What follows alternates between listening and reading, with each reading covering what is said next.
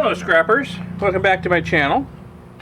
I just wanted to do a little video today about this bag of tantalum capacitors and other stuff that Nick sent me in a recent mail call video. And I'll put a link to that video up here in the upper right corner so you can see that if you want. You can look at that if you want. You can see all the stuff Nick sent me. Couple of kilos of IC chips. They're actually in process. They're being cooked down already. Gonna take a while before the video on those comes out, and we know how much gold's in those IC chips he sent me. He sent me some ceramic EPROMs, and he sent me this bag, which he said was going to have some tantalum capacitors in it, and it does. It has tantalum capacitors in it, but it has a whole lot of other stuff in it too. And I thought we'd just look through this bag a little bit and see what all's in here.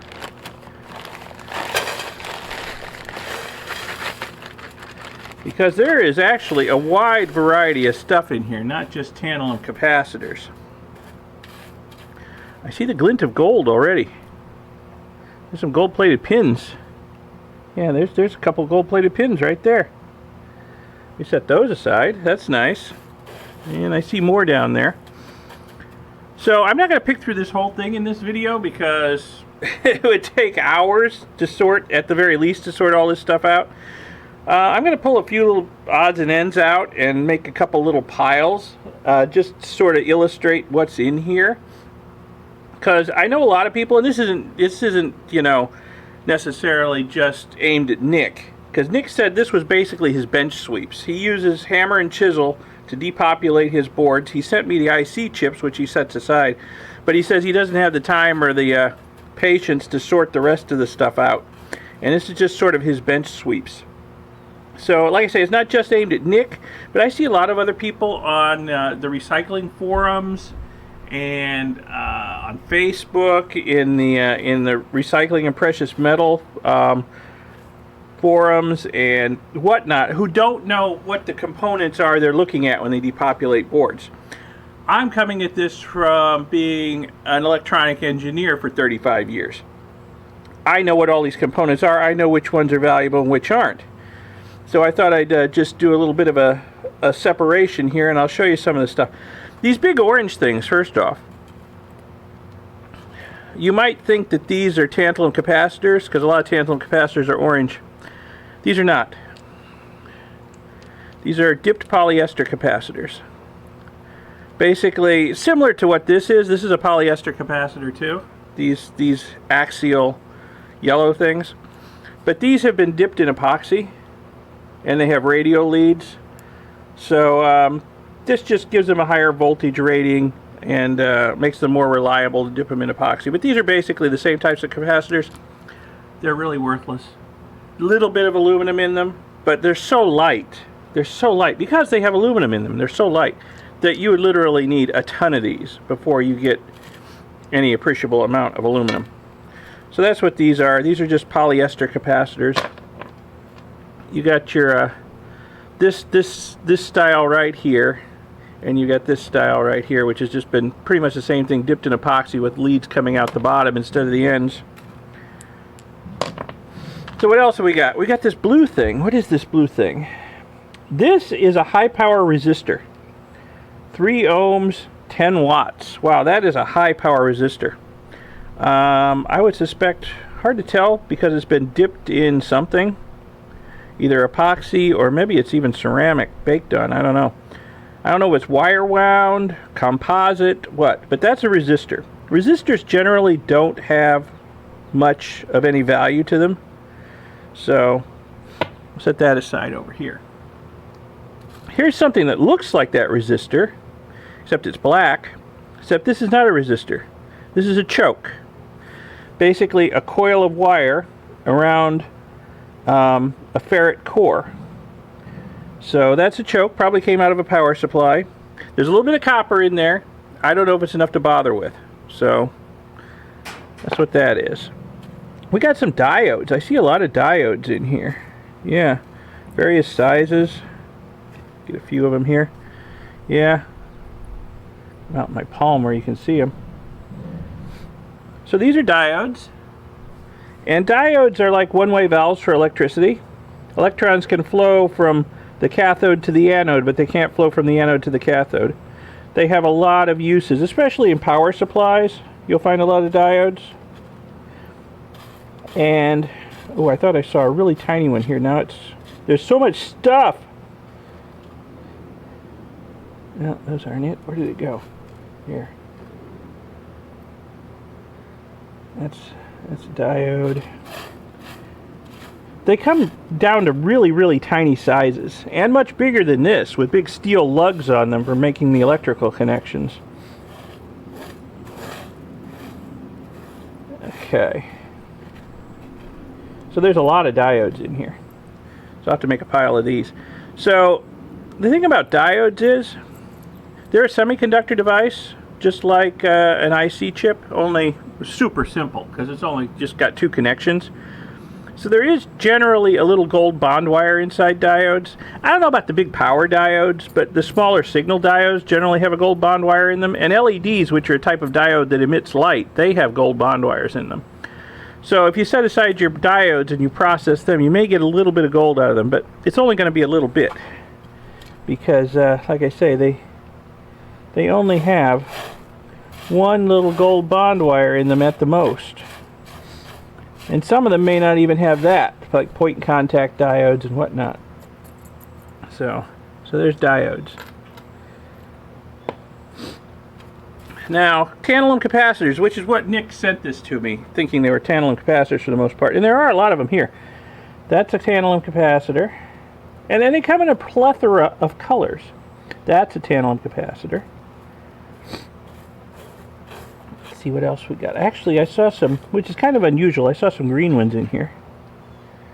There's one. That's a tantalum capacitor.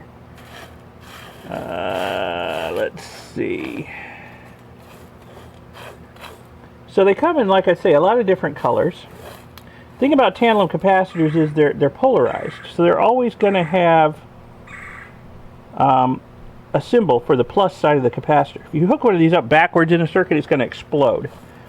So you got to always hook them up the right way, or they're going to explode. So let's see. I saw some little tiny. Is that a tantalum? No, it's not polarized. But these yellow squares are rectangles, and most of these black. That's not one. I say most of them, then I pick up one that isn't. Most of these black rectangles in here are tantalum capacitors. I'm not 100% certain of the difference between the two different colors. And I have heard anecdotally, I don't know for certain, that if you're selling tantalum capacitors to a recycler, they want you to sort them. I need to get some first-hand information from the recyclers on that, whether they want you to sort them or not, because I just throw them all in the same bin. If I ever going to sell them, I'm going to have to sort them, I guess. But I'll find out about that in advance. So these are tantalums. That is not a tantalum, because it is not polarized. Okay. So basically we've got mostly these two types. The rectangular yellow ones, the rectangular black ones, and a few green ones in here. Although I have seen them come in red, orange, and I believe they come in other colors beyond that too. Okay, this is a tantalum capacitor, because it's polarized. Right there. I hope this is all in focus. Okay. So let me make a little pile of the different types of tantalum capacitors over here. I'll show you these piles once we're done. Now there's lots of other kinds of capacitors in here too. We've got ceramic disc capacitors of, again, a variety of colors, a variety of sizes, a variety of shapes.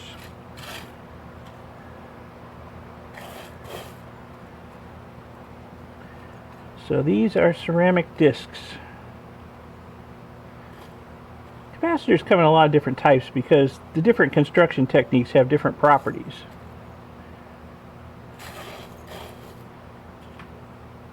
That's not ceramic. That may actually not be a capacitor. It's hard to say. That may be a surge suppressor, but they look like capacitors. Ceramic capacitors. Yeah, that's a ceramic capacitor. Again, you can see they come in all kinds of different colors. Now that one might be a tantalum. That one is a tantalum, so I'll put that on the tantalum pile. There's shapes, there's colors.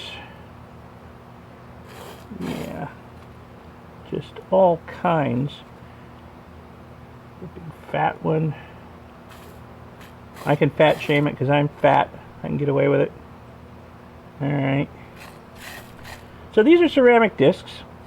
The thing about ceramic disc capacitors is they are layers of ceramic dielectric with silver plating between the dielectric layers. So these contain silver. I mean, it's not a lot of silver, but you know, if you got a ton of these, you can get a fair amount of silver out of them. It takes some processing, but you can do it.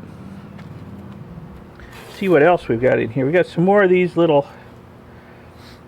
Well, that's an electrolytic capacitor. There's a polyester. There's not a lot of electrolytics in here, but electrolytic capacitors, yet another type of capacitor that is used a lot in power supplies for filtering the power, making it nice and clean. And some more polyester capacitors. What else have we got behind? Ah! There's a silver mica capacitor, yet another type of capacitor. Here's some more.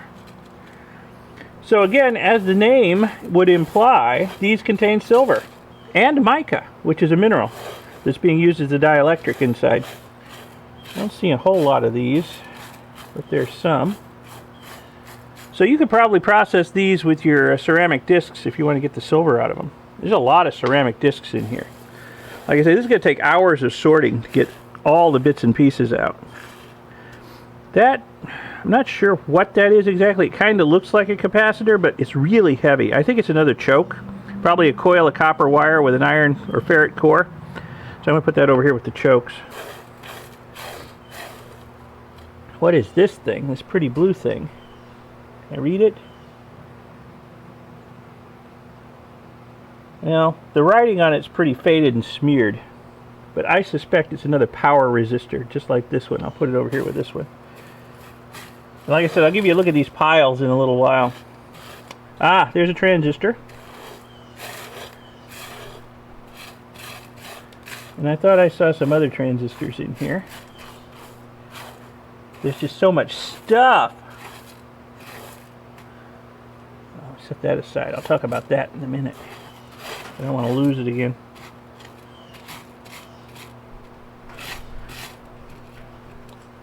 Here's a transistor. Yeah, I saw some transistors in here through the bag. They were right at the edge of the bag. I know there's more. It's just there's one.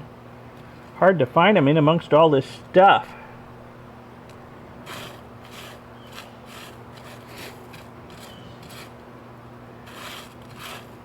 Yeah. Okay, well anyway, here's some transistors. These are surface mount. Actually, is that a transistor? Hard to say. We'll put it with the transistors. So these were surface mount. Nick obviously knocked these off the board with his hammer and chisel. So I have always keep my transistors. I process them. Again, they're like integrated circuits, only with only 3 contacts instead of, you know, dozens.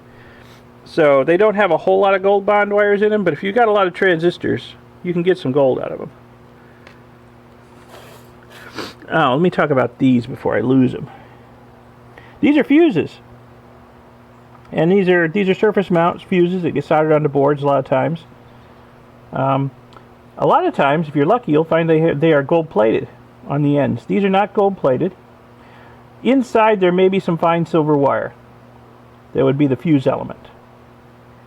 So if you've got a lot of these, you might be able to get some silver. Now here's a broken fuse. That one's broken. And if I pull it, I don't know if this is going to show up on camera or not, but it's a coil of fine wire in there, and if I pull it, you can see the wire stretch out. That is silver wire. I can tell by how shiny it is, how nice and shiny it is. So the fuses generally contain silver wire. And of course we got some IC chips here that snuck past Nick when he was doing his sorting. Let's see, I know I saw some other ones. There's one, there's a little one, there's part of one. Oh, there's another transistor down a transistor pile. There's a big diode there. Put that on the big diode pile. The diode. And I know I saw some other IC chips in here. Ah, there's one. And there's one. So there's some IC chips here. Little ones that snuck past Nick when he was doing his sorting. Easy to lose track when you've got so much stuff.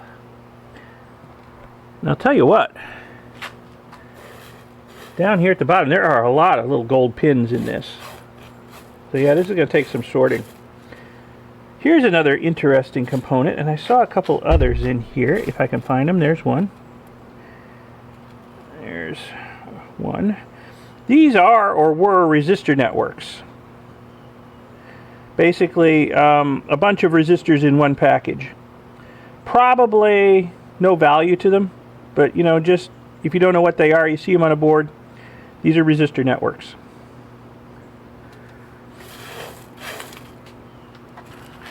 Do I see anything else interesting in here that I haven't discussed?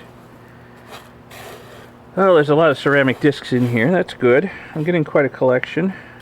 Someday I'll process them and make a video. There's another resistor network. Different color. Same thing though. I know I saw something else in here. If I can find it again. I saw some quartz crystals in here. At least one. I don't see it now at the moment, but I know it's in here. So I thought I'd show you that if I could find it. But I'm not seeing it again. There's another fuse. That with the fuses. Yeah, there's a lot of gold pins in here. Well, I'm not having a lot of luck finding the quartz crystal. Generally, as soon as I say something like that, it pops up. But oh, that's an interesting piece. I know what that is. This came off of I think a hard drive. A hard drive. This was the connector that gets power to the spindle motor on a hard drive. I do believe. No value to it, just somewhat interesting. Someone who's taken apart a lot of hard drives. In fact, I have a whole video on scrapping out hard drives. I'll put a link up. Hard drives are great because they're full of aluminum. They have electronics in them. They have gold plating in them. Anything you could possibly want as a scrapper. There's another electrolytic capacitor. Like I said, there weren't a lot of electrolytics in here. There are a lot of types of capacitors. That's something you learn as an electronic engineer. They all have their different uses. Speaking of capacitors, okay, I can't find that quartz crystal. I know it's in here somewhere. But speaking of capacitors, there's some really tiny ones down in here.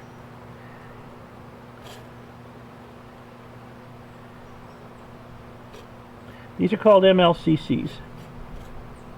There's a lot of MLCCs down here. They're little tiny, that's just junk. Little tiny surface mount capacitors.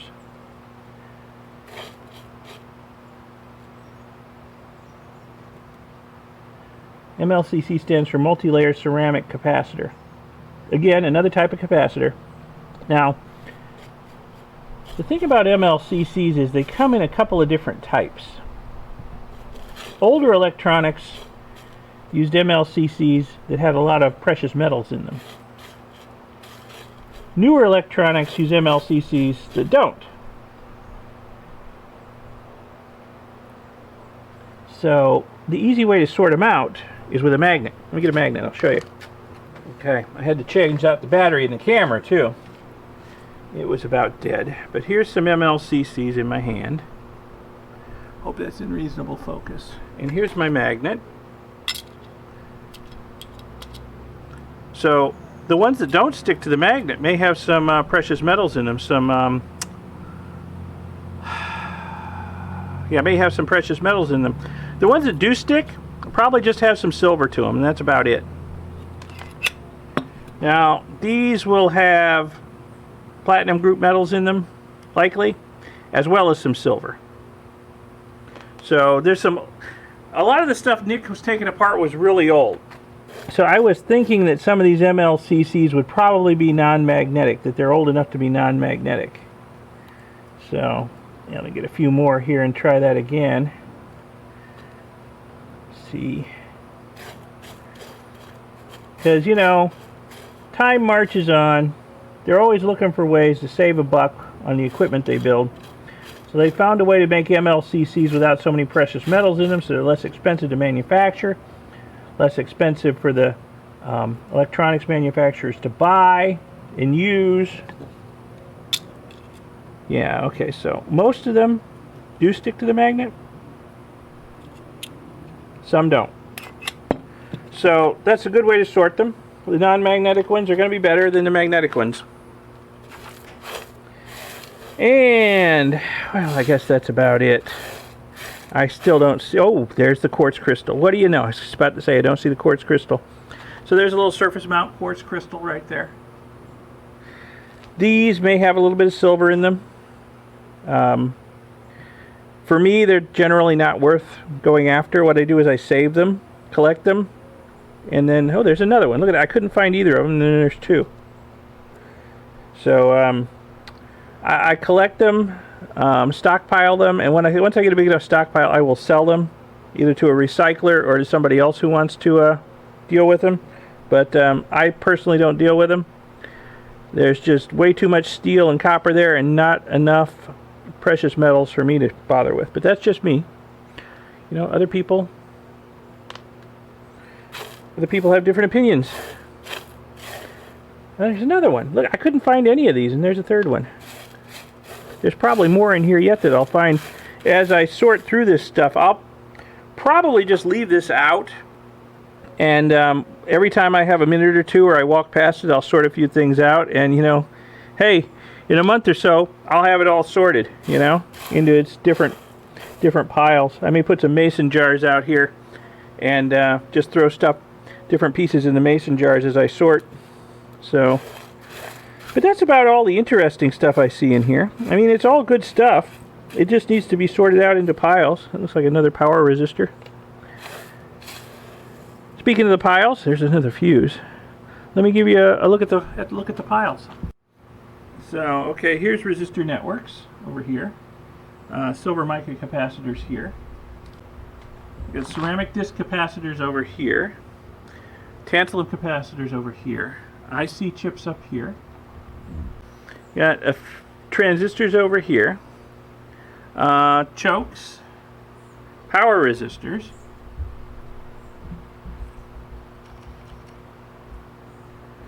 Diodes.